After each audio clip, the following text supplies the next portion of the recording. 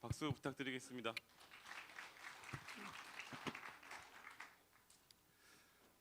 다인 에이드의 정비사업 관리 전문 관리업을 맡고 있는 다인 에이드의 황소연 대표입니다. 다시 인사드리겠습니다.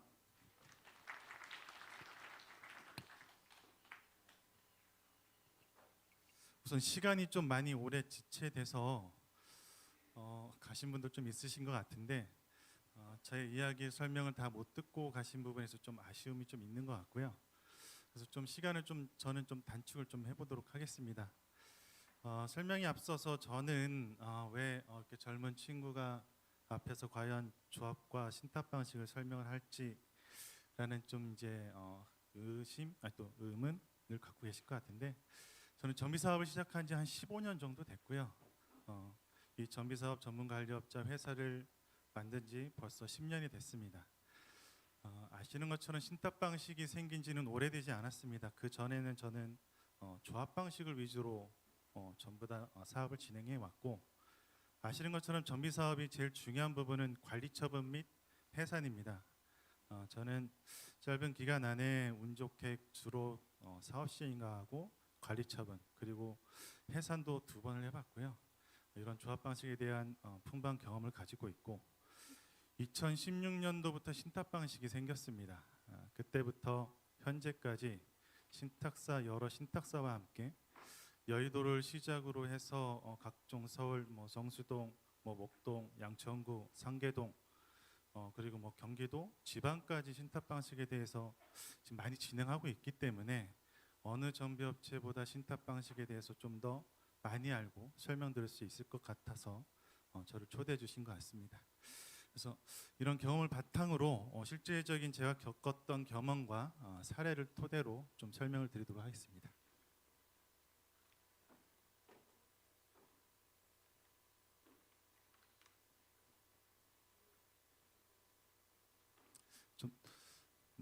자료 좀 주실까요? 앞에서 이미 조합 방식에서 재건축에 대한 사업에 대한 말씀을 좀 해주셨고요. 그거는 좀 제가 간단하게만 이해만 한번 해드리고, 실제로 조합 방식과 신탁 방식이 어떻게 다른지, 어떻게 법이 개정이 됐고 어떤 조직이 다른지, 의사결정이 정말 다른지, 사업 기간이 왜 단축이 되고 공사비가, 사업비가 왜 절감이 되는지, 이런 사례 위주로 좀 설명을 드리도록 하겠습니다.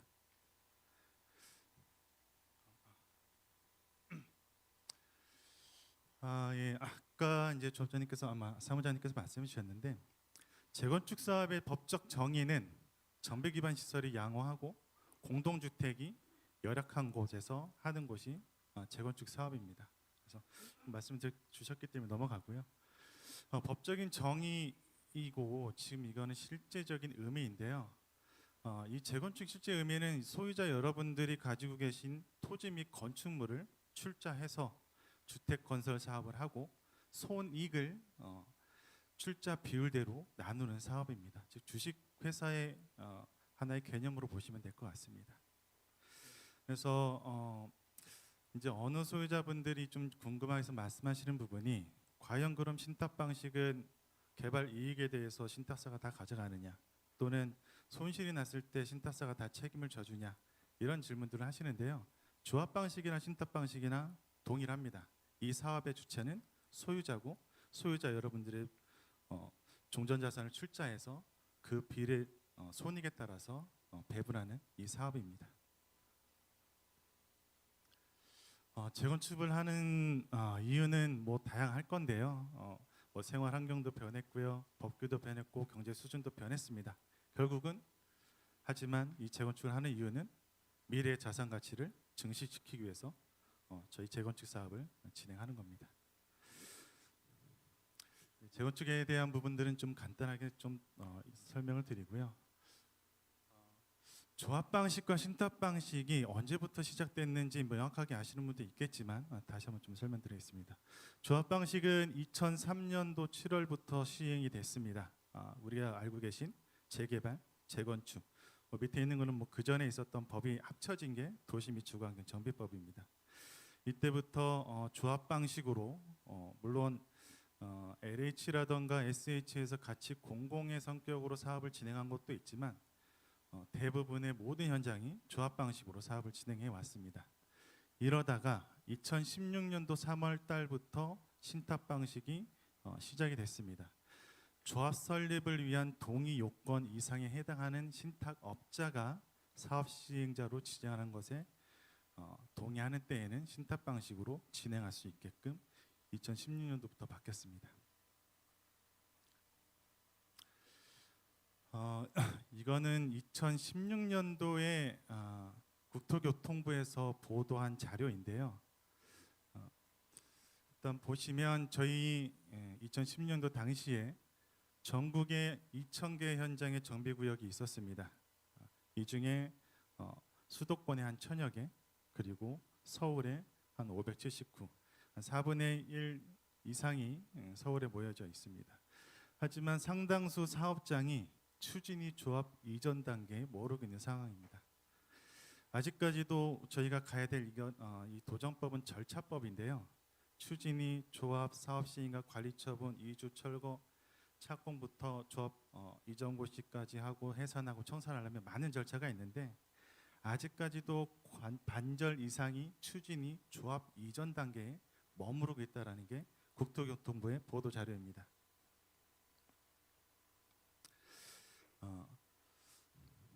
통상 정비 사업에 대한 기간인데요. 아까도 말씀해 주셨었고 사무장님께서도 말씀해 주신 것 같은데 우리가 일반적으로 알고 있는 사업 기간, 재개발하려면 재건축하려면 15년, 20년 걸린다는 말이 실질적인 이 보도자료를 통해서 저희가 확인을 할 수 있습니다. 추진위에서 조합을 설립하는데 평균 4년이 걸렸고요. 조합에서 사업 시행가 가는데 2.4년, 사업 시행가에서 관리 처분 가는데 2.4년. 그래서 추진위부터 관리 처분 하는 데까지만 해도 8년에서 9년 정도가 소요가 됐습니다. 그럼 제가 이따 다음에 절차에 따라서 사업 기간을 다시 한번 말씀을 드릴 건데 추진위 이전 단계, 지금 저희는 추진위가 아닌 이제 정밀안전 진단이 통과돼서 정비 계획을 수립하는 단계입니다. 그럼 추진위도 아직 못 간 단계죠. 이 추진위 가기 전 단계 하고 관리 처분 인가 받고 나서 이주하고 철거하고 착공하고 공사 기간이 또 있습니다. 그 기간들을 우리가 다 더해 보면 아까 말씀드린 것처럼 15년에서 20년이라는 기간이 걸릴 수밖에 없는 게 이 정비 사업입니다. 그 주요한 사유가 왜 그런가 봤더니 대부분 추진위 상태, 조합 상태, 추진위 10년 상태 보면 사업성 부족, 추진 동력 약화, 주민들 간의 갈등, 시공사와의 갈등, 협력업체와의 갈등 이런 내용인데요. 이 모든 것들이 사실 악순환적으로 물려져 있습니다. 뭐냐면 저희가 초기에 지금 현재 단계에 사업을 진행을 하려면 저희가 자금이 필요합니다. 자금이 있어야 저희가 추진 동력이 있거든요. 자금이 없다 보니 기타 다른 협력 업체들로부터 사전에 자금을 조달받고 이런 용역사들부터 향후에는 지금 현재는 돈을 자금을 조달받겠지만 결국엔 또 향후에 이 업체가 선정되기 위해서 각종 비리가 생기겠죠. 또 각각 주민들마다 선호하는 업체가 또 따로 있을 겁니다. 그러면 그 선호하는 업체를 뽑기 위해서 주민들 간에 갈등이 생길 수밖에 없고요. 이 사업을 진행하다 보면 이 우리가 회계를 갖고 올 수 있는 부분은 소유자 여러분들이 직접 내거나 대부분의 자금들은 그게 아닌 시공사로부터 우리가 자금을 차입받습니다. 이 시공사와의 갈등이 하루 이틀 만의 문제는 아니고요. 저희 둔촌 사태만 보더라도 아까도 신동아 어디 말씀하셨는데 공사를 진행하다가 수dob되는 현장이 있으면 그에 대한 모든 피해는 소유자분들의 피해입니다. 이런 일들이 발생하고 있고요. 이러한 사유들로 아까 말씀드린 것처럼 기본 추진에서 관리처분 때까지 8에서 9년 그리고 통상 15년에서 20년 걸린다는 게 국토교통부의 보도자료에서 조사한 내용입니다.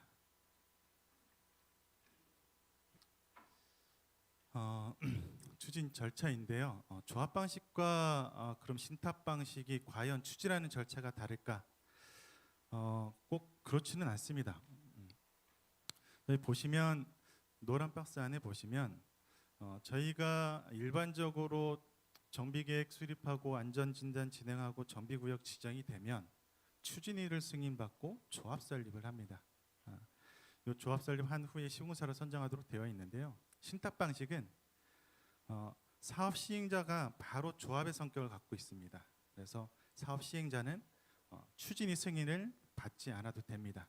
아까 사무장님께서 75% 동의면 추진위를 생략할 수 있다고 하셨는데요. 저희 정비업체인 제가 알기로는 그거는 좀 잘못된 말씀이신 것 같고 기간을 좀 단축시킬 수 있을 것 같아요. 뭐냐면 추진위의 동의는 2분의 1 동의만 받으면 추진위 승인을 받을 수 있습니다.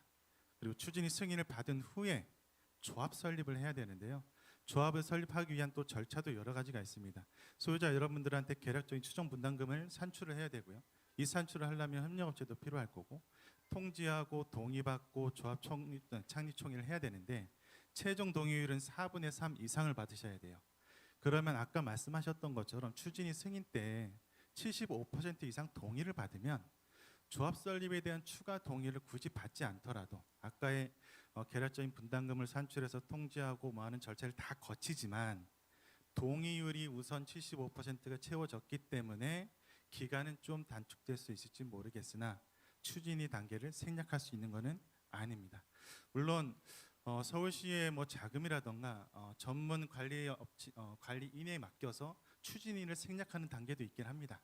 하지만 그렇게 진행된 곳은 거의 없고요. 그거를 진행하기 위해서는 또 구시의 자금을 지원받아야만 가능한 부분입니다. 그래서 추진위 승인을 생략하기는 사실상 조금 힘든 상황이고 오히려 기간을 단축할 수 있겠다. 하지만 신탁 방식은 추진위 자체가 없습니다. 바로 조합 설립과 동일한 4분의 3 이상 동의만 받으면 바로 사업 시행자로 지정을 받을 수 있는 거죠. 그래서 아까 국토교통부 보도 자료에 따르면 추진위 승인에서 8, 9년이 걸린다고 했고 추진위원회에서 조합까지 통상 4년 걸린다고 했습니다. 그러면 우리는 저 보도 자료로만 따지면 추진위를 생략함으로써 평균 4년을 단축할 수 있는 방법이 바로 신탁 방법이라고 말씀드릴 수 있겠습니다. 기타 내용들은 동일하고요. 아까 사무장님 말씀하셨지만 그 전에 서울시는 사업 시행인가 후에 시공사를 뽑았지만 지금 동일하게 조합 설립 인가 후 마찬가지로 신탁 방식은 사업 시행자 지정 후에 시공자를 뽑습니다. 이 절차는 동일하고 그 후에 이루어지는 절차 또한 동일합니다.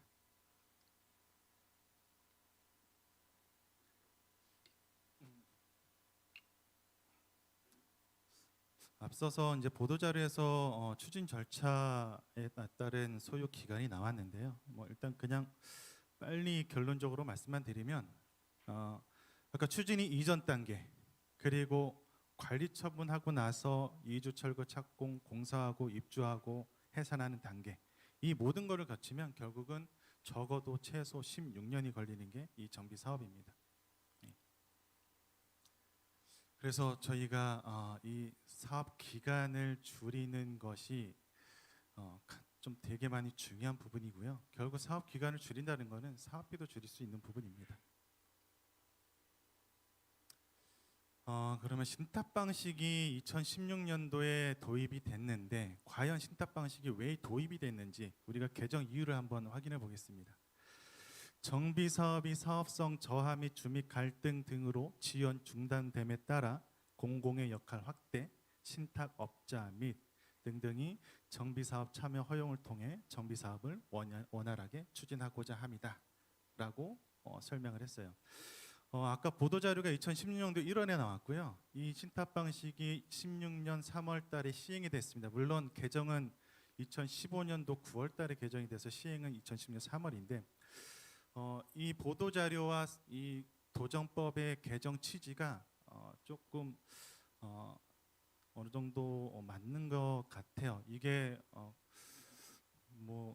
꼭 맞췄다고 할 수는 없겠지만 아까 제가 말씀드린 게 사업 지연이 되고 했었던 부분이 거의 사업성이 저하가 되고 주민들의 갈등이 생겨서 지연이 되고 하는 이런 사유로 재건축이 오래 걸린다고 했습니다. 그런데 이런 것들을 개정하고자 공공성이 뜨는 공공 역할을 확대하거나 신탁업자로 하여금 사업에 참여해서 이 사업을 신속하고 원활하게 진행하고자 하는 게 이 도정법의 취지입니다. 아까도 이건 설명을 하셨는데요. 간단히 빨리 넘어가겠습니다. 시행자는 조합 신탁업자 동일하고요. 동의 기준도 4분의 3 동일합니다. 신탁 등기 3분의 1은 아까 말씀하셨습니다. 법 개정되어서 3분의 1은 없어졌고요. 저게 있다고 한들 사실상 제가 2016년도부터 지금 신탁사로 사업 시행자를 한 3군데 4군데 이상을 동의를 받아보고 신탁 등기도 해봤는데요. 가장 빠른 곳은 신탁 등기가 일주일 만에 끝났습니다. 사실상 3분의 1이 큰 의미는 저는 없다고 봐요. 그럼에도 불구하고 저 3분의 1에 대한 신탁 등기의 법의 개정에서 없애준 사유는 조금 더 이 정부에서 또는 법에서 신탁 방식에 대해서 조금 더 힘을 실어주고 더 신탁 방식이 원활하게 추진될 수 있도록 도와준 게 아닐까 싶습니다. 그 자체 규약은 조합 방식은 정관이 있고요. 신탁 방식은 시행 규정이라고 합니다. 아까 사무장님은 조합 정관이라고 하셨는데요. 신탁은 시행 규정이라고 하고 있고 내용은 다르지 않습니다. 조합 정관과 시행 규정은 도정법에 있는 내용들이 전부 다 수록되어 있습니다. 그리고 우리가 이 사업을 어떻게 끌고 나갈지 이 사업의 대의원의 신탁 방식은 신탁정비사업운영위원회에 대한 내용들이 동일하게 들어가 있습니다. 그래서 내용은 동일한 내용이고요. 대표기구는 이사회 대의원회가 있고요. 저희는 신탁 방식은 정비사업위원회가 있습니다. 이 정비사업위원회는 법적으로 저희 도정법에 따른 법적인 기구는 아닙니다. 또한 법인의 성격을 갖고 있지는 않습니다. 그리고 저희가 토지 등 소유자가 100명이 넘어가게 되면 대의원회를 무조건 구성하도록 되어 있습니다. 이사회 외에 대의원회를 구성하도록 되어 있고요. 1000명이 넘어가는 소유자가 있는 곳은 대의원이 무조건 100명 이상 있으셔야 됩니다. 이 대의원회가 있으면 대의원회 회의를 할 때마다 비용이 발생할 거고요. 대의원회 하기 위한 절차도 필요합니다. 대의원회 한번 하려면 이사회를 해서 7일 전에 통지해주고 의결을 거치고 총회를 거치고 하는 이런 기간도 추가적으로 필요한 사항입니다. 의사결정기구는 조합 방식은 총회, 신탁 방식은 전체 회의라고 합니다. 용어만 좀 달라요. 조합 방식과 신탁 방식이 용어만 다르지 모든 내용들은 사실상 동일합니다. 관리 감독에서 아까 조합도 외부 회계 감사도 받고 있고 내부 감사가 있다고 말씀하셨어요. 내부 감사는 여러분들 중에 한 분이 감사를 하십니다. 회계에 대한 감사, 업무에 대한 감사 이 두 가지를 분기별 또는 연도별로 하시는데요. 물론 전문적으로 이 감사 업무를 하실 수 있는 분도 있으시겠지만 대부분 제가 봐왔을 때에는 감사에 대해서 된 업무에 대해서 정확하게 진행을 못 하시는 분이 많이 있었던 것 같아요. 심지어 금융권에 계셨던 분이 감사로도 계시는데요. 최초 이 감사를 어떻게 해야 되는지에 대해서 오히려 질문을 할 정도로 좀 어떻게 보면 좀 전문성이 떨어질 수밖에 없습니다. 그리고 외부회계 감사는 저희가 이 사업을 시작해서 마지막까지 딱 3번밖에 안 합니다. 조합 설립인가 하고요, 사업 시행인가 하고요, 마지막 준공할 때 딱 3번밖에 안 합니다. 예. 이거는 조합 방식이든 신탁 방식이든 동일합니다. 내부 감사님이 내부 감사하실 거고요, 외부 회계 감사 동일하게 받습니다. 추가적으로 신탁사는 아시는 것처럼 금융감독위원회, 금융위원회 협회의 관리 감독을 받고 있기 때문에 내부적인 감사를 또 받고 있습니다. 매년 모든 업무에 대해서 정확하게 처리됐는지에 대해서 정확하게 감독원에서 관리 감독을 하고 있습니다. 이처럼 조합 방식과 신탁 방식의 정비 사업은 유사하고요. 조합 설립과 사업 시행자 지정을 위하여 동일하게 75% 이상 동의가 필요합니다. 총회와 전체 회의를 통해 소유자의 의사에 따라 중요한 사항을 결정합니다. 신탁사가 맘대로 사업을 추진할 수 없습니다. 이거는 뒤에서 말씀드리겠습니다. 아까 좀 전에 조합은 총회가 있고 신탁사는 전체 회의가 있다고 했어요. 이거는 도시 및 주거환경정비법인 도시정비법에 이렇게 명확하게 내용이 나와 있습니다. 조합은 제45조의 총회 의결을 따르도록 되어 있고요. 신탁은 제48조에 따른 토지등 소유자 전체 회의를 따르도록 되어 있습니다. 내용 보시면 사실상 다른 내용이 없어요. 정관의 변경, 정관과 시행 규정이 동일하다고 했습니다. 신탁 방식은 시행 규정의 확정 및 변경, 자금의 차입과 방법, 자금의 차입과 방법 등, 예산 및 예산의 사용 내역, 예산으로 정한 사항에 부담이 되는 계약, 시공자 설계, 감정업체, 정비업체 선제 등 용역업체 선정. 신탁사도 보시면 정비사업비 사업 및 변경, 정비업체 계약 등 부담이 되는 계약, 시공사 선정 변경, 정비사업비의 분담 내역 동일하게 되어 있고요. 사업시행계획서, 관리처분계획서, 이 모든 것들을 진행할 때 신탁사 단독적으로 사업을 진행하는 것이 아니라 소유자 여러분들의 의결이 있어야만 이 모든 것들이 진행이 가능합니다.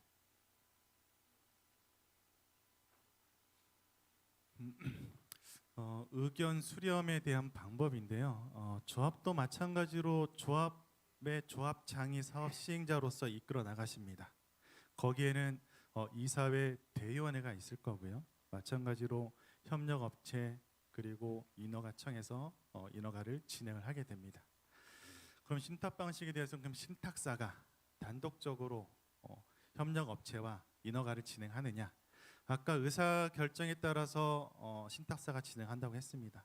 마찬가지로 신탁사는 정비사업 운영위원회와 사전 협의에 대한 모든 부분을 거칩니다. 정비사업 운영위에서 의결을 해주지 않으면 마찬가지로 신탁사가 사업을 진행할 수 없습니다.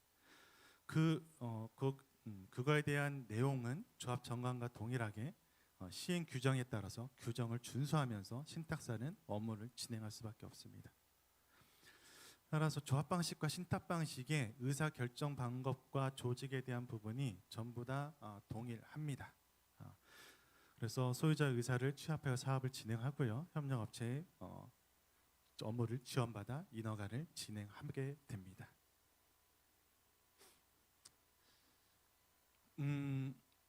네, 지금 뭐 글자가 조금 겹쳤는데요. 조합 방식과 신탁 방식의 이제 자금력인데 아까 우리 국토교통부에서 보도한 자료에 따르면 초기에 사업이 지연된 이유가 사업성의 부족도 있지만 결국은 추진력이 없어서 사업을 추진 못했었던, 사업이 지연됐었던 부분이 많이 있습니다. 그 추진력은 결국은 아까 자금력이라고 말씀드렸어요. 안전진단을 할 때도 소유자 여러분들이 아까 들어보니까 개인별로 소유자별로 자금을 모아서 이 사업을 추진하셨습니다.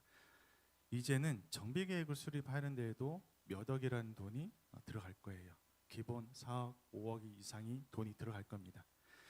운영비, 사무실을 마련하면 사무실에 필요한 운영비도 들어가야 될 거고요. 추진위원회를 구성하려면 총회도 해야 되고, 추진위원회가 구성이 되면 설계업체도 뽑아야 되고 정비업체도 뽑아야 되고 감정평가업체도 뽑아야 됩니다. 이 업체들의 용역비가 1, 2억 단위가 아닙니다. 10억 이상이 넘어가는 금액, 그리고 조합을 설립하려면 조합 창립총회도 해야 되고요. 동의서를 진구하는 홍보요원도 진행을 해야 되고요. 써야 되고요. 창립총회 후에 조합 설립이 인가된 후에 조합은 시공사로부터 자금을 차입을 한다고 했습니다. 그 전에 협력업체로부터 또는 서울시로부터 자금을 차입할 수 있는데요. 서울시로부터 자금을 차입할 수 있는 부분도 한계가 있습니다. 우리 아까 서울시에 500여 개가 넘는 정비 구역이 있다고 말씀드렸고 서울시의 자금은 한계가 있습니다. 이 한계 있는 자금에 대해서 모든 소유자 여러분들이 각 현장이 모두 다 만족할 수 있고 사업을 추진할 수 있는 비용을 다 지원해 주기는 힘듭니다. 따라서 협력업체 자금으로는 부족하기 때문에 이 사업이 계속적으로 지연되어 왔었다. 하지만 신탁 방식으로 사업이 진행이 되게 된다면 초기 지금 현재부터 공식적인 정비계획 전 또는 사업 시행자가 지정이 되지 않았다고 하더라도 신탁사와의 MOU 체결을 통해서 자금을 지원받을 수 있습니다. 결국 협력업체가 일을 할 수 있도록 신탁업자가 자금을 지원해 줄 수 있는 상황입니다. 따라서 시공사의 의존이라든가 협력업체의 의존이 없이 지금 바로 소유자 여러분들의 자금을 십시일반해서 걷지 않아도 신탁사를 통해서 사업을 진행할 수 있습니다.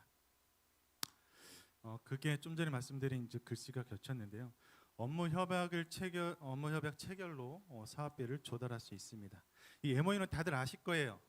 아시는 것처럼 상호 신뢰를 바탕으로 신의 성실에 의해서 진행되는 계약이지 구속력이 있는 계약은 아닙니다.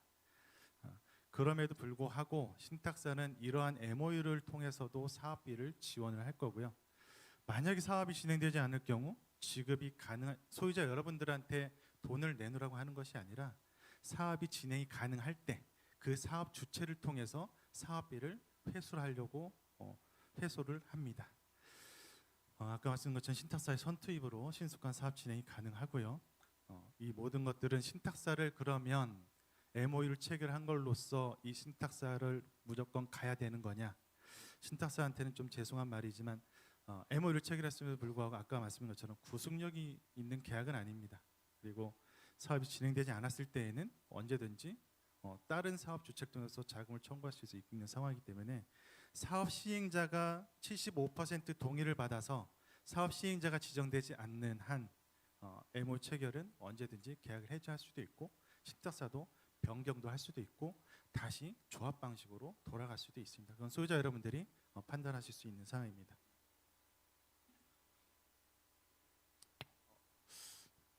아까 설명드렸었던 부분이고요. 그러면 아까 통상 15년, 20년이 걸린 이 사업 기간이 과연 신탁사로 가게 되면 사업 기간이 단축될까? 아까 먼저 이미 좀 설명드렸었던 부분인데요. 추진위만 생략해도 아까 추진위에서 조합 넘어가는데 평균 4년 걸린다고 했습니다. 추진위만 생략해도 최소 4년을 저희가 단축할 수 있고요. 뭐 우측에 보시는 것처럼 제기 1구역, 뭐 신길 19역, 석 11구역, 성수도 장미 이런 부분들이 신속하게 사업이 진행되고 있습니다. 이건 뒤에서 설명드리도록 하겠습니다. 실제적으로 제가 이제 정비사업 전문 관리업자로 들어가서 사업을 지금 진행하고 있는 곳이고요. 성수동의 모 아파트인데 2004년도에 추진위가 승인되고요. 2018년도까지 14년 동안 조합 설립을 못했습니다. 안전진단 통과하는데도 7년이 걸렸고요. 안전진단 통과되고 나서 정비구역 하는데도 5년이 걸렸습니다. 정비구역이 지정된 후에도 조합 설립을 못했습니다. 왜 못했을까요? 아까 북도교통부 보도자료에서 나온 자료처럼 사업기간에 추진 동력도 없고요. 그러다 보니 사업기간이 지연되다 보니까 사업성이 떨어지고요. 해서 여지껏 18년도까지 조합 설립 못했었습니다. 사업성이 없다 보니까 시공사도 안 오겠죠. 여기 오려는 시공사도 없었습니다. 하지만 이 이후에 신탁사를 MOU 체결하고 사업 시행자 지정 동의 안내를 28년도 8월 달에 하고 나서 6개월 만에 조합 설립과 동일한 사업 시행자 지정 고시를 받았습니다. 18년 동안 못했던 조합 설립을 1년도 안 돼서 반년 만에 조합 설립과 동일한 사업 시행자 지정 고시를 받았습니다. 받고 나서 바로 시공사 선정, 건축 심의, 사업 시행과 관리 처분 3년 만에 관리 처분까지 끝냈고요. 지금 2주까지 완료했습니다. 조합 방식에 그렇게 시공사가 오지 않았던 현장에 신탁사가 들어옴으로써 현대, 대우, 포스코, 현엔, 대림 등등이 사업에 참여하겠다고 참여 의향서를 보내왔습니다.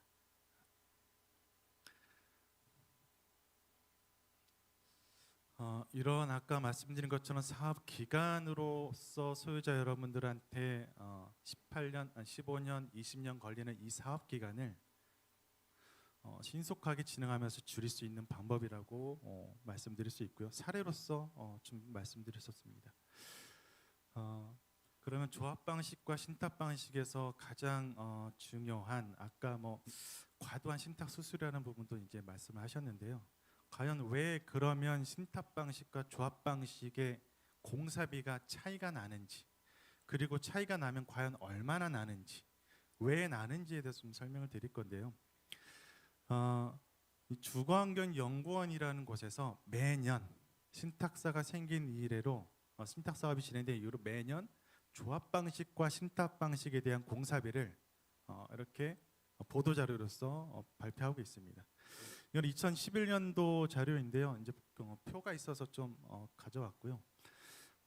서울시 평균 공사비 조합 방식이 478만 6천 원인데 신탁 방식은 물론 신탁 방식이 많이 진행되지 않았기 때문에 두 곳이지만 453만 4천 원. 조합 방식보다 신탁 방식이 공사비가 저렴합니다. 하나의 예만 아니고요. 2017년도부터 사례를 가지고 왔습니다.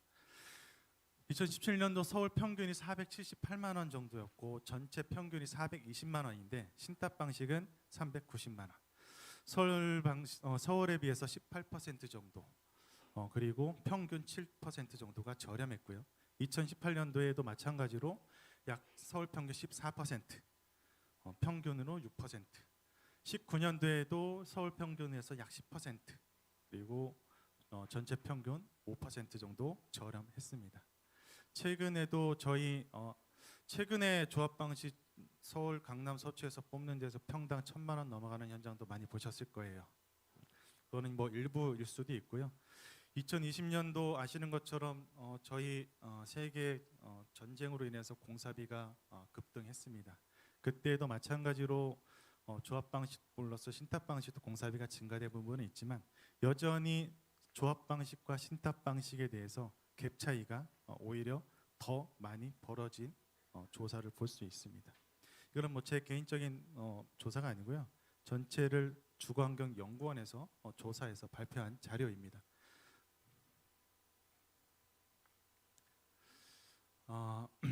사례로서 좀 공사비가 왜 차이 나는지 좀 말씀을 드릴 건데 이거는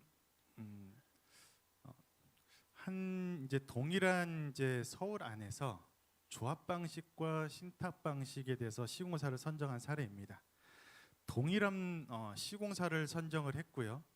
마감재 역시 하이엔드 브랜드라는 동일한 수준의 마감재로 입찰을 했습니다. 동일한 시공사고요. 입찰한 시기 선정한 시기도 한 달 정도밖에 차이가 나지 않습니다. 여기 현장의 규모도 거의 비슷합니다. 그런데 공사비 조합 방식의 평당 단가는 650만 원이었고요.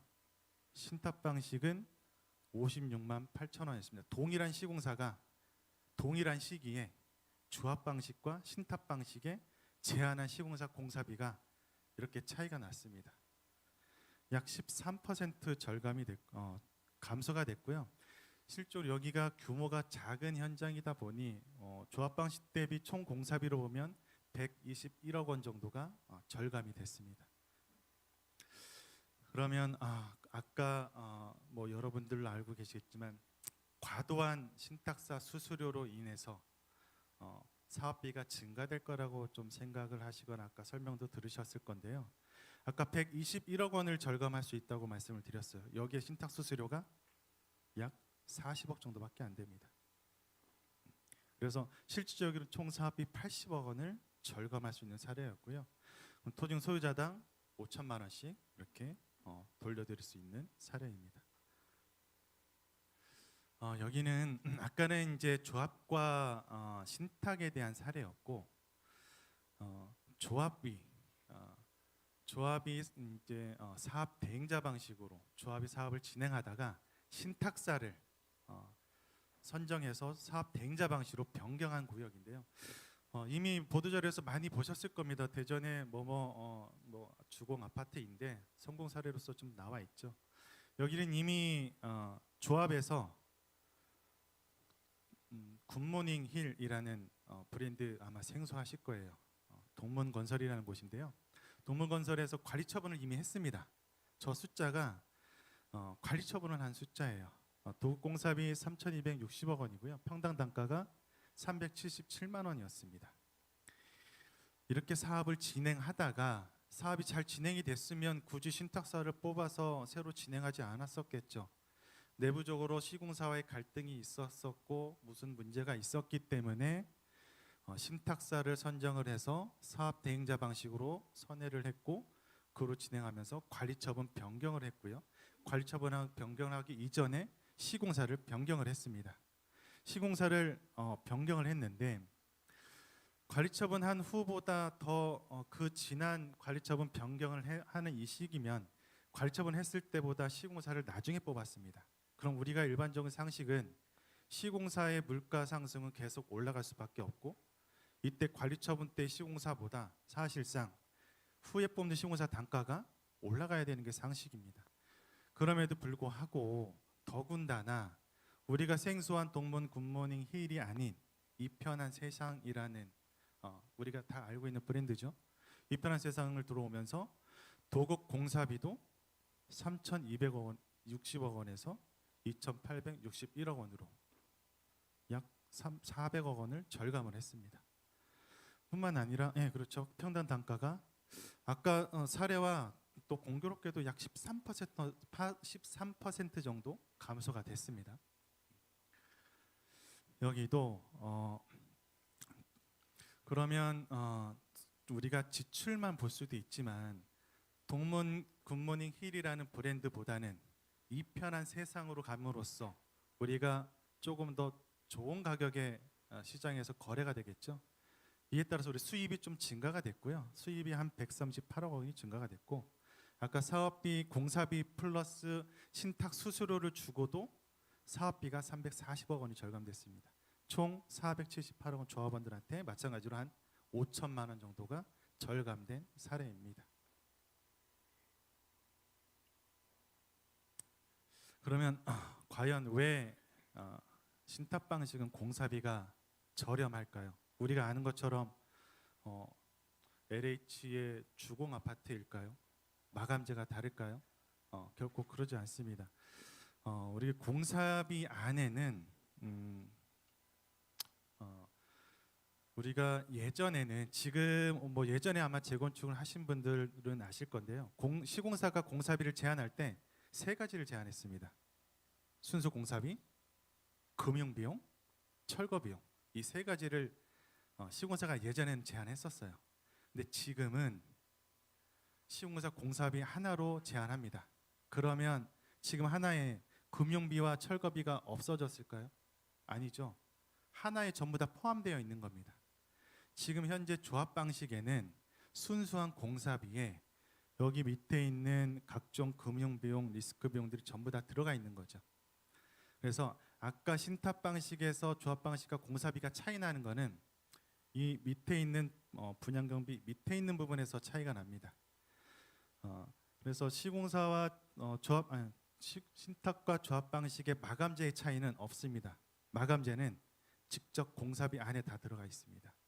직접 공사비 안에 내가 힐스테이트든 레미안이든 각종 브랜드에 대해 맞는 마감재 자재를 전부 다 넣어서 제공하는 게 직접 공사비입니다.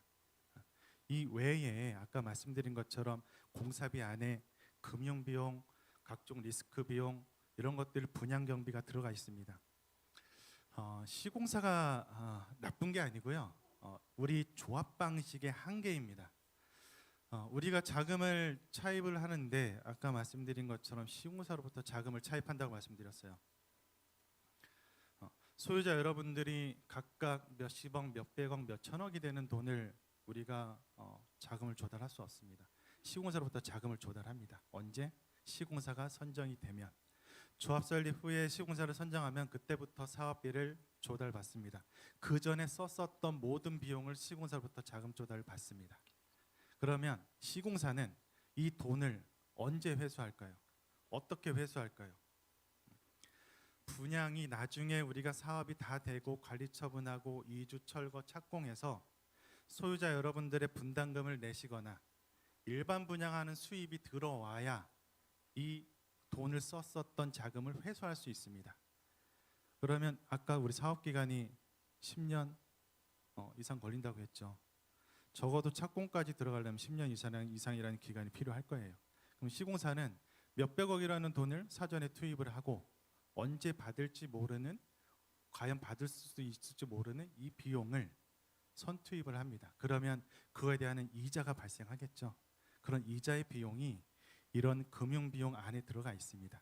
예전에는 금융비용이 별도로 나눠져 있었지만 지금은 시공사 공사비 하나에 들어가 있기 때문에 저게 금융비용이 과연 얼마인지 알 수가 없을 뿐이지, 아까 무이자 1,300억 소유자 여러분들한테 무이자를 해준다고 그랬죠. 사무장님도 말씀하신 것처럼 그 무이자가 될 수 없는 게 저런 금융 비용이 시공사 공사비 안에 다 들어가 있습니다. 그리고 시공사는 아까 분양불이라는 말씀을 하셨어요. 분양불은 뭐냐면 분양이 되어야 내 공사비를 가져가는 겁니다. 내가 썼었던 사업비를 회수할 수 있는 겁니다. 그럼 분양이 안 된다면 시공사는 공사는 하고 있는데 분양이 안 되면 공사비를 하도급 업체한테 공사비를 지급할 수가 없겠죠. 그러한 리스크 비용, 금융 비용 이러한 모든 것들이 현재 조합 방식의 시공사 공사비 안에 포함되어 있습니다. 그래서 이걸 우리가 분양불에 의한 시공사 이제 도급 방식으로 하고 있고요. 신탁 방식은 시공사가 들어오게 되면 이 분양경비, 광고비, 사업비 조달, 민원 처리비 이런 부분들은 시공사의 역할이 아닙니다. 시공사는 단순 도급 공사만 합니다. 아까 있었던 단순 도급 공사만 한다고 해서 마감재가 달라지는 게 아니라 내 힐스테이트 레미안에 대한 내 오로지 공사만을 위해서 들어옵니다. 이걸 우리가 기성불이라고 합니다. 기성은 공사를 우리가 진행하는 단계월마다 진행이 되면 공사비를 받습니다. 그러면 시공사가 선투입할 필요가 없겠죠. 자금에 대한 리스크가 없겠죠. 분양이 안 됐을 때 공사비를 못 받을 리스크가 없겠죠. 그래서 시공사는 조합 방식과 신탁 방식은 이 차이로 인해서 공사비가 차이가 나는 거지 마감재의 차이는 아닙니다.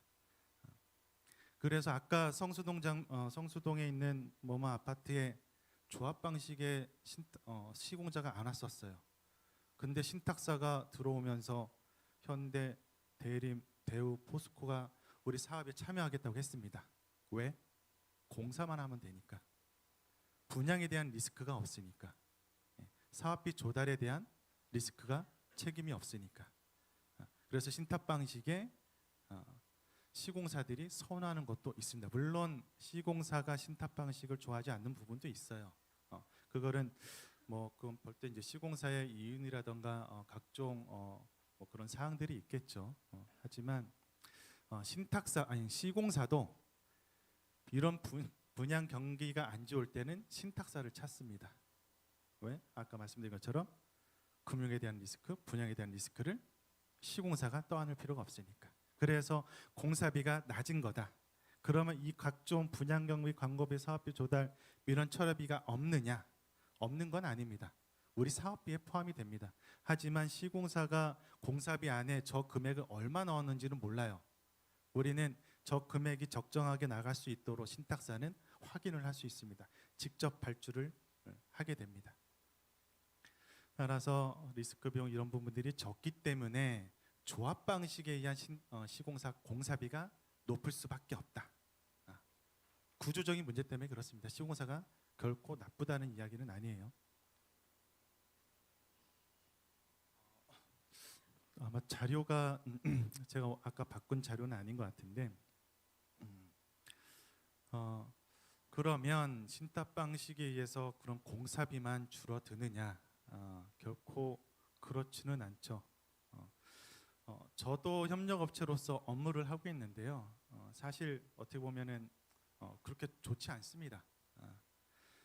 조합을 상대하는 게 오히려 협력업체들은 쉽습니다. 조합장님이 유능하시고 여기 계신 분들이 일반 정비사업관리업자라던가 일반 설계업자라든가 협력업체도보다 많은 학식과 경험과 이런 걸 갖고 계실 거예요. 그거는 당연하지만 정비사업에 대한 경험은 저희보다 부족하실 수밖에 없습니다. 그렇기 때문에 협력업체의 말에 따라서 조합장님의 사실상 속된 말로 컨트롤하기는 좀 쉽습니다. 하지만 신탁사는 개발 사업을 많이 해온 곳이고요. 전문 회사이고 전문 기업입니다. 각종 조직화되어 있는 그룹입니다. 이 회사를 상대하기 위해서는 각종 업체들도 명확한 금액 그리고 정확한 업무를 하기 위해서 들어오고 신탁사가 관리 감독을 통해서 기타 사업비 또한 적성성을 검토해서 절감이 가능한 부분도 있습니다. 그러면 과연 신탁사 수수료가 아까 이미 사례로서 말씀드렸죠. 신탁사 수수료로 인해서 전체적인 정비 사업비가 증가가 되느냐? 아까 보신 사례처럼 공사비가 줄어드는 부분 안에서 신탁사 수수료가 결정이 될 겁니다. 따라서 신탁사 수수료가 일부 포함이 될 거고요. 남는 부분에 대해서는 아까 사례를 통해서 소유자 여러분들한테 환원이 된 부분이 있죠. 그리고 초반에 말씀드린 것처럼 이 사업은 토지 소유자 여러분들의 사업이라고 말씀드렸습니다. 개발 이익이 남는다고 해서 신탁사가 가져갈 수 없습니다. 단 한 푼도 신탁법에 의해서 가져갈 수 없어요. 이 모든 비용은 소유자 여러분한테 귀속이 될 거고요. 또 하나 신탁사로부터 자금을 차입받으면 이자가 발생합니다. 네, 맞습니다. 이자가 당연히 우리가 은행으로부터 자금을 차입받으면 이자를 내야겠죠. 근데 그 이자는 우리가 신탁사로부터 받는 이자는 우리가 확인할 수 있습니다. 근데 아까 말씀드린 것처럼 시공사 전체 공사비 안에 금융비용이 포함되어 있습니다. 이 이자가 얼마 몇 퍼센트인지는 시공사 본인들 말고는 모릅니다. 공개도 되지 않습니다. 그런 사항이 있기 때문에 신탁보수 플러스 신탁사 자금 차입에 따른 이자가 발생하더라도 공사비 절감, 기타 사업비를 절감을 통해서 전체적인 사업비를 절감할 수 있다. 그리고 사업 기간이 상당 부분 절감이 된 기간이 단축된다고 말씀드렸죠. 사업이 지연됨에 따라서 아까 뭐 한 달에 몇 억씩 20억씩 사업비가 나가고 있다고 합니다. 사업 기간을 단축함으로 해서 소유자 여러분들의 사업 기간 기타 사업비까지도 충분히 절약 가능한 부분이 신탁 방식입니다. 아까 이제 뭐 조합장님을 좀 잘 선정하면 우리가 조합에 대한 비리 좀 뒷부분부터 좀 갈게요. 제가 뭐 여기 아시는 분들이 있을 거고 제가 이분을 뵌 적도 없습니다. 이분을 제가 나쁘게 폄하하고자 하는 내용도 아니고요. MBC 보도 자료에 의해서 나왔었던 큰 사항이기 때문에 아까 어떤 이제 소유자분도 말씀하셨던 부분입니다. MBC에서 PD수첩에서 2번이나 방영을 했습니다. 각종 비리와 이런 부분에서 보도를 했는데요. 조합원들한테 조합원을 구타하고 이런 부분도 있었고 그 조합원을 구타함으로써 발생하는 소송에 대한 부분을 사업비로서 1억을 넘게 사업비로 지출한 부분도 있었고요.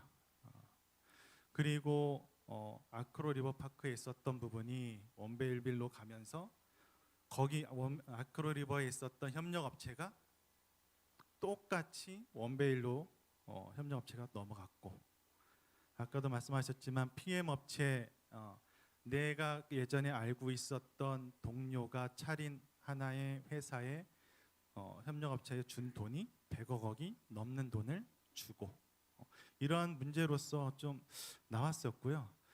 그 외에 서면 결의서를 내지도 않았는데 서면 결의서를 낸 것처럼 저 독일 창호를 서면 결의서에는 표기가 있었는데 실적으로 당일날 투표할 때는 없고 이러한 각종 비리에 대한 문제가 있었었고요. 뭐 제가 악감정이 있는 거는 결코 아닙니다. 하나의 사례로서 그냥 말씀을 드리는 거고 워낙 유명한 사례이기 때문에 먼저 말씀을 드렸고 2020년 국감부터 해서 생활접해사범의 절반이 재개발 재건축이고요. 우리가 알고 있는 것처럼 사회적인 비리 모든 부분들 우리가 네이버나 다음에 검색 한번 하시면요 수천 개가 나옵니다. 물론 그렇지 않은 조합도 있으세요. 근데 우리가 한 전국에 2,000여 개의 현장이 있다고 그랬습니다. 없어지고 새로 생기고 없어지고 새로 생기고 완료되고 하는 현장이 반복되고 있어요.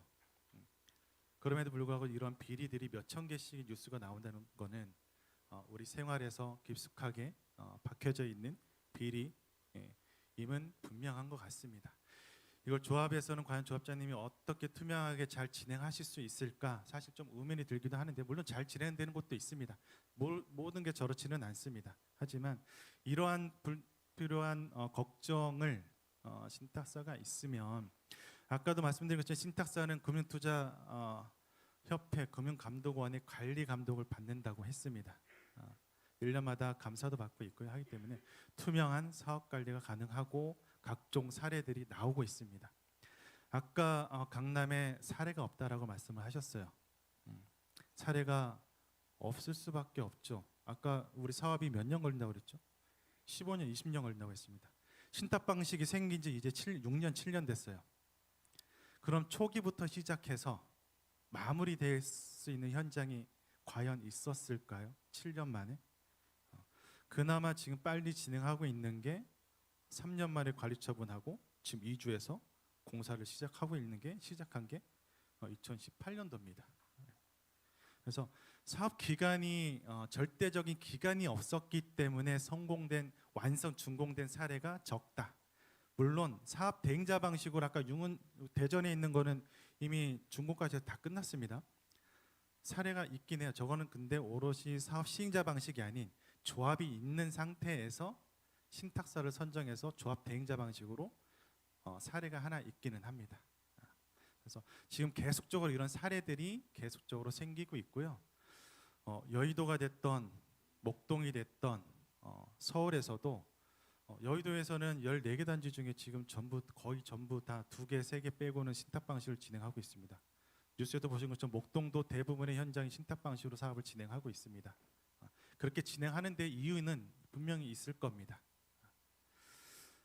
있을 거고요.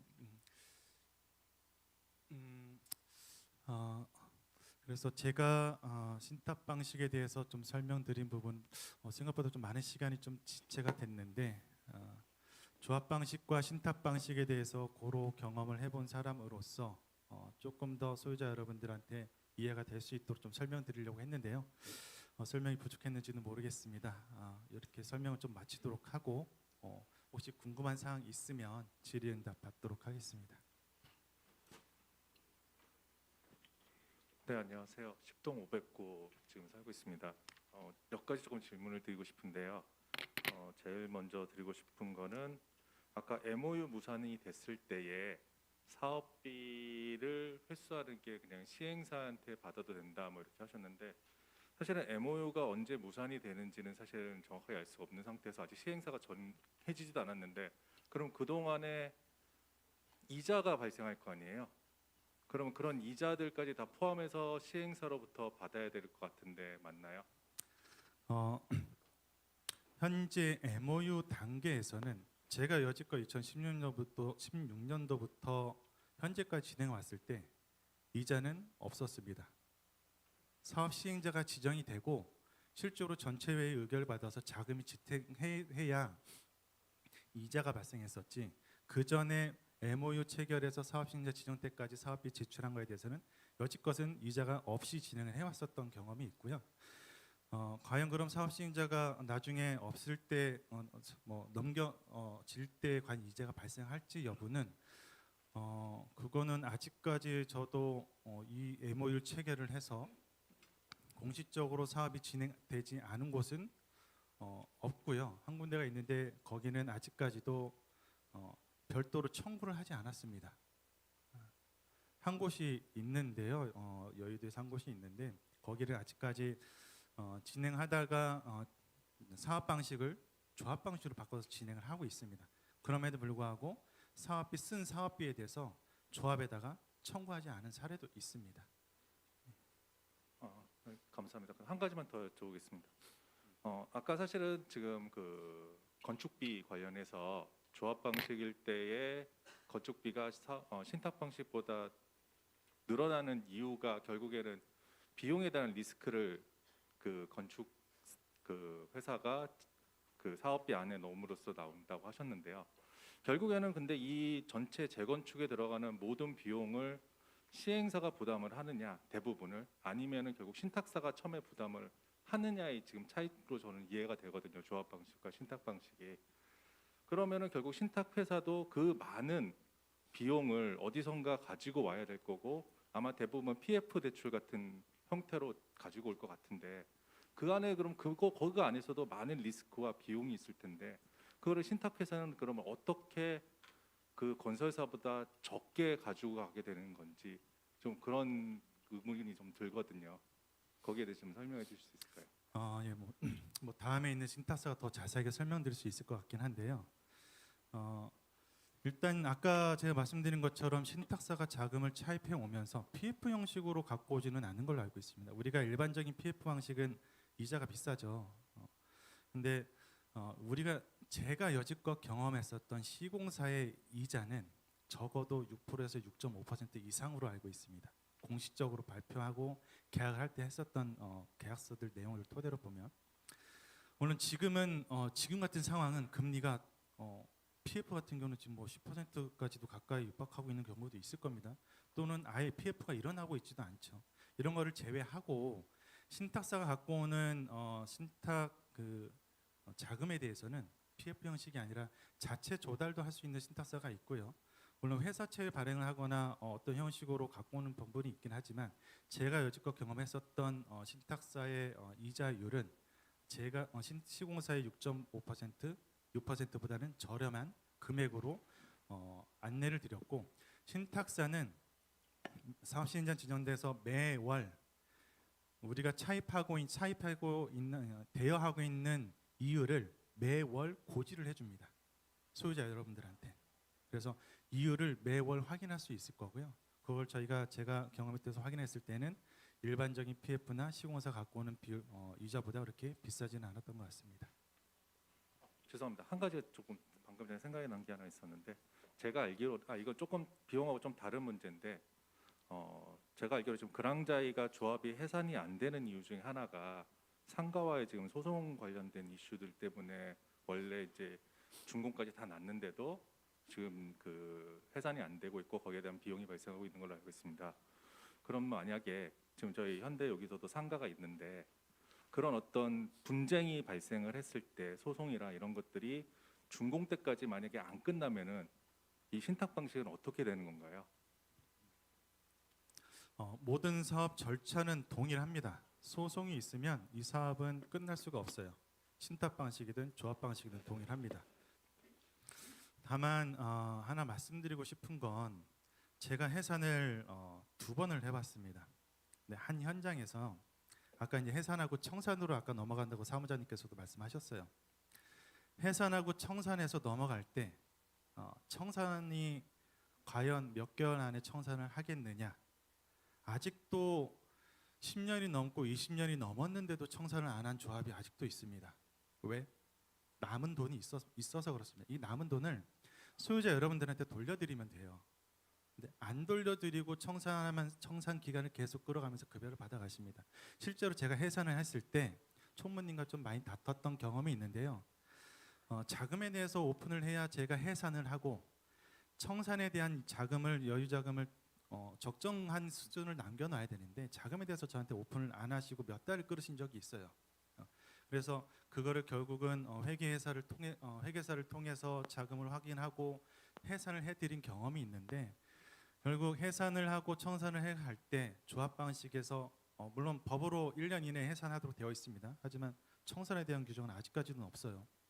근데 신탁 방식에서는 제가 추구하고 신탁 방식과 계속 얘기하는 거는 해산과 청산을 동시하자입니다. 굳이 청산을 남길 필요가 없을 것 같아요. 법적인 절차만 있다면 그런 법적인 절차만 하면 되지, 굳이 해산과 청산을 넘어갈 필요성이 없고요.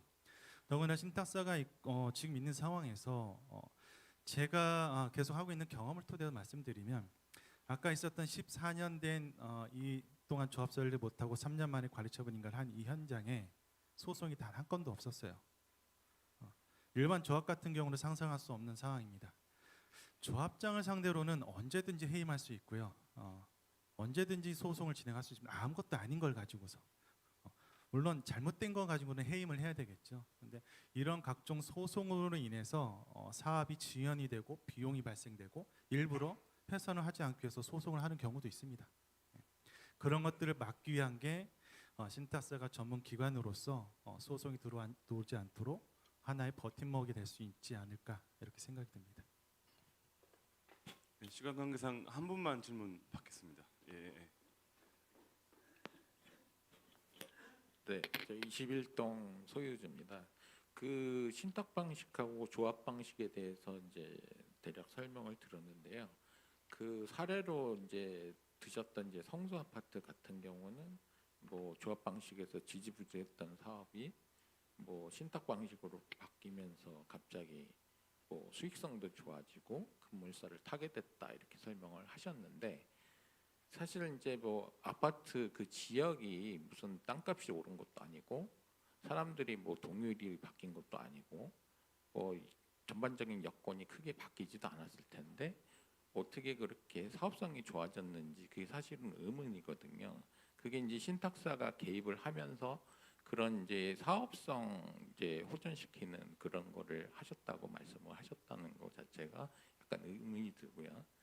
또 이제 신탁 방식으로 재건축을 완성한 이제 단지 사례가 사실은 서울 시내에 없고, 특히 이제 서초나 강남 지역은 아예 없는 거로 지금 알고 있는데, 이 상황이 결국에는 수익성 없는 단지에 있어서는 신탁 방식이 뭔가 어떤 그 사업의 드라이브를 하면서 이제 속도를 이제 가속화시키고, 그다음에 공사비도 리스크가 이제 있는 거를 일부 시공사의 부담을 이제 줄어들면서 아마 건축 그 시공 기간을 이제 단축시키는 것 같은데, 사실 이제 서초나 강남 같은 경우는 미분양이라든지 이런 리스크 자체가 크지도 않은 지역이고 땅값 자체도 다른 지역보다 훨씬 월등히 높은 지역인데, 그 리스크 비용이 과연 그 신탁 그 체계로 해서 얼마나 상쇄가 될 수 있는지 사실 저는 의문이고, 그 이제 어떤 수익성이나 이런 거를 기존 조합 방식보다 더 좋게 신탁 방식으로 하려면 기존의 이제 소유주가 가졌던 어떤 권리라든지 이런 거를 뭐 공공 시설이라든지 이런 식으로 일부 포기를 해야 되는 그런 상황이 있는 건 아닌지, 그게 사실은 이제 소유주가 갖는 의문이거든요. 거기에 대해서는 어떻게 생각하시나요? 일단 첫 번째 성수동에 관련된 사례에서 제가 사업성을 신탁사가 들어오면서 사업성을 개선했다, 뭔가 방법을 만들었다고 말씀드렸던 게 아니고요.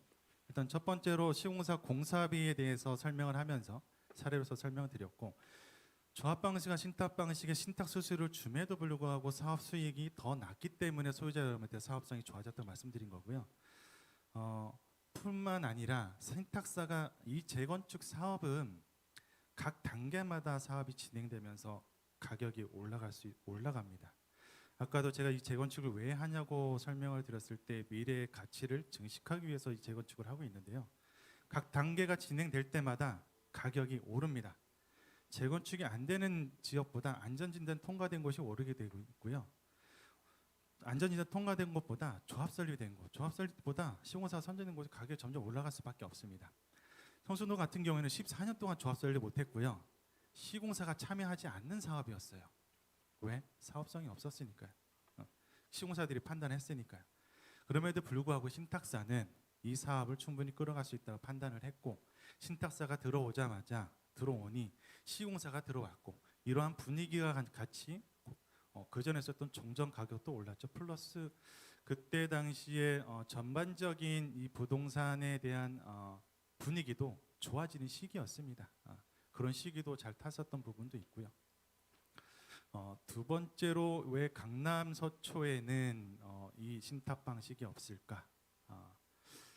뭐 제가 뭐라고 말씀드릴 수는 없을 것 같은데, 반대로 여의도 같은 곳에서는 여의도도 나름 본인들이 생각하시는 프라이버시라든가 자기들 프라이드가 있으세요. 그래서 그분들은 오히려 우리는 조합 방식이 싫은 투명한 신탁 방식을 선택하셨습니다. 인근에 제가 아까도 조합 방식의 잘못된 사례를 보여드렸지만요. 저도 물론 강남에서 한 사례도 있긴 하지만 모든 곳이 조합이 그런 곳은 아니다고 생각이 듭니다. 하지만 각각의 그전부터 강남 서초는 이미 그전부터 많은 협력 업체 또는 그전부터 시공사 뭐 등등 해서 각종 이권도 개입돼 있었던 걸로 알고 있고요. 그런 자금들이 같이 지원되고 있는 상황에서 조합 방식으로 계속 해오던 상황에서 뭔가 하나 갈아타기 좀 힘들었었던 것 같고, 그럼에도 불구하고 강남에서 꾸준히 신탁 방식에 대한 설명에는 지금 요청이 들어오고 있는 걸로 알고 있습니다. 그래서 선뜻 강남 서초에서 우리 신탁 방식으로 가야 될까라는 생각 그런 의문은 갖고 있지만 다른 곳에서도 여의도에서도 신탁 방식에 대해서 충분히 검증이 되고 진행되고 있다고 말씀드릴 수 있고요. 마지막에 그 하셨던 뭔가 공공에 대한 내 소유권에 대한 권리에 대한 이걸 내놔야 된다고 말씀하셨던 부분은 전혀 없습니다. 신탁 방식이나 조합 방식이랑 동일하고요. 조합 방식도 나중에 관리 처분하고 위조하실 때 신탁 등기 다 하셔야 됩니다. 원래 지금은 3분의 1 원래 하려고 했었던 것도 이제 법이 없어졌죠. 신탁 방식도 조합 방식도 신탁 등기는 다 하셔야 되는 거고요. 신탁 등기를 했다고 해서 내 소유권이 행사를 할 수 없는 게 아닙니다. 매매도 할 수 있고 전세를 놓을 수도 있고요. 대출도 받을 수 있고 다 할 수 있습니다. 네, 그렇게 말씀드리겠습니다. 네네. 네, 질문은 여기서 마치겠습니다. 질문 있으신 거는 저희가 간단하게요. 네. 저 신탁 방식이 2016년부터 3월부터 도입되었다고 하셨는데 최근 한 2, 3년에 우리 전국에서 이런 이 조합이라든가 또 신탁 방식으로 해서 체결된 그런 데이터 비교 이런 거는 좀 데이터가 있는지 궁금하네요. 있으면 좀 보고 싶습니다. 비율이 어떻게 되는지. 예, 그거는 이제 신탁사가 더 잘 알 것 같은데요. 제가 이제 저는 들은 거로만 개수가 증가되고 있고요. 200개가 넘는 이런 곳에서 신탁 방식으로 선택해서 진행하고 있는 걸로 알고 있습니다.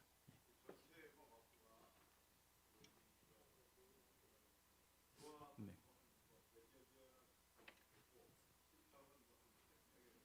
아마